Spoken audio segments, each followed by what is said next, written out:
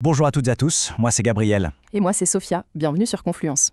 Alors on entend partout que les marchés sont au sommet, que tout va bien, mais imaginez un instant que toute cette euphorie ne soit en fait que le prélude à un effondrement catastrophique. C'est la question un peu angoissante que posent les économistes, et c'est ce qu'on va décortiquer ensemble aujourd'hui. Pour bien comprendre de quoi on parle, regardez cette image. C'est la couverture du magazine, et c'est une métaphore parfaite. On a l'impression d'être tout en haut de la piste, d'avoir atteint des sommets incroyables, mais comme ce skieur, la position est, disons, acrobatique, et la chute, elle, pourrait faire très très mal. Et le truc, c'est que cet avertissement, il est sur toutes les lèvres. Ce n'est pas un secret, l'analyse le dit clairement, de nombreux signaux sont au rouge. Alors la vraie question, c'est pourquoi, alors que tout le monde semble voir le danger arriver, la fête continue ? Justement, l'un des premiers voyants qui clignote très fort, c'est un phénomène qu'on commence à bien connaître, cet enthousiasme, peut-être complètement démesuré, qui entoure l'intelligence artificielle. Ce qu'on appelle la bulle de l'IA, en fait, c'est simple. C'est cette espèce de frénésie spéculative qui nous rappelle furieusement ce qu'on a vécu avec la bulle Internet au début des années 2000. On dit que l'histoire ne se répète pas, mais là, franchement, il y a comme un air de déjà-vu. Et là, attention, accrochez-vous bien à ce chiffre, 650 milliards de dollars. C'est ce que les entreprises de l'IA devraient générer comme revenus chaque année, juste pour que leur valorisation actuelle en bourse ait un sens. C'est colossal, et beaucoup d'analystes pensent que c'est un objectif tout simplement irréaliste. Mais attention, l'IA, c'est un peu l'arbre qui cache la forêt. Le problème est bien plus profond. On parle d'une véritable culture du risque qui s'est installée au cœur même du système financier. Cette image, elle est parfaite pour illustrer ça. Cette mallette en feu, c'est le symbole de stratégies financières de plus en plus risquées, qui sont devenues presque banales. L'article parle même d'une frénésie d'innovation financière assez destructrice. Alors, l'article parle de péchés capitaux financiers. C'est une image, bien sûr, mais ça décrit bien le phénomène.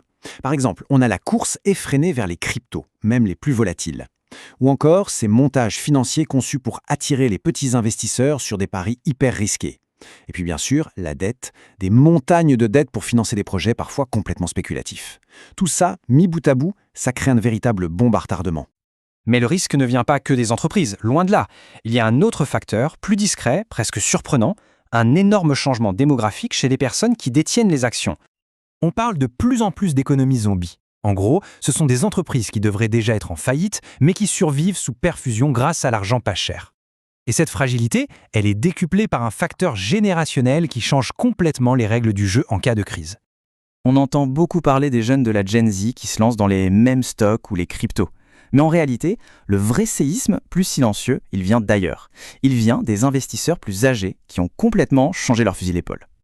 Et là, ce graphique parle de lui-même. C'est peut-être le point le plus fou de toute cette analyse. Regardez bien, en quelques années à peine, la part des actions détenues par les Américains de plus de 70 ans est passée de 9% à près de 30%.